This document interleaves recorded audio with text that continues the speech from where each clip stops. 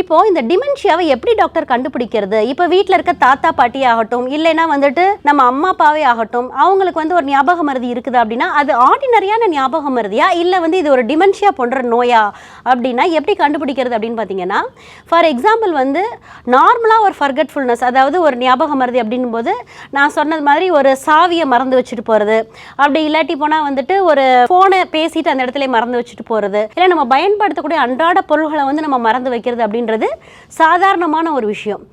அதை வந்து நம்ம மந்த்லி ஒரு 2 டைம்ஸ் பண்ணுவோம், 3 டைம்ஸ் பண்ணுவோம், இந்த மாதிரி மறந்து வைக்கிறது, மாற்றி வைக்கிறது, இந்த மாதிரி.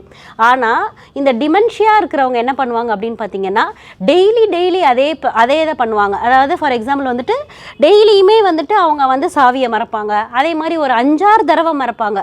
மோர் தென் 5 டைம்ஸ் வந்து இது ரிப்பீட் ஆகுது அப்படின்னா அது வந்து ஒரு கவனிக்கக்கூடிய விஷயம் அப்படின்னு தான் சொல்லணும். இப்போது இந்த டிமென்ஷியா இருக்கவங்கள எப்படி நம்ம வேறுபடுத்தி பார்க்கறது அப்படின்னு பார்த்தீங்கன்னா, இப்போ இந்த மாதிரி இருக்கிறவங்க என்ன பண்ணுவாங்க அப்படின்னு பார்த்தீங்கன்னா, நம்ம சாதாரணமாக சாப்பிடக்கூடிய சாப்பாடையே மறந்துடுவாங்க.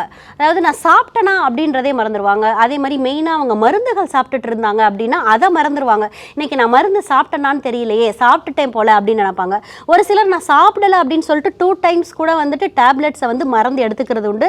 அதே மாதிரி காலையில் 2 இட்லி சாப்பிட்ருந்தா கூட நான் இன்னும் சாப்பிடவே இல்லை அப்படின்ற ஒரு கேள்விக்குறியை வந்து அந்த இடத்துல வந்து நிறுத்துறது. இந்த மாதிரி இருக்கிறாங்க அப்படின்னா, வீட்டில் இருக்கிறாங்கன்னா அலட்சியப்படுத்தாமல் அவங்கள வந்து கண்டிப்பாக ஒரு மருத்துவர்கிட்ட கூட்டிகிட்டு போயிட்டு அவங்களுக்கு என்ன பிரச்சனை இருக்குது அப்படின்றதையும் பார்த்து அவங்களுக்கு சிறந்த கவுன்சிலிங் ப்ளஸ் ட்ரீட்மெண்ட் கொடுக்கும்போது கண்டிப்பாக வந்து இந்த டிமென்ஷியா நோய் வந்து குணமாகும். Dr. Srivarma's Vajicare, his wellness for her happiness.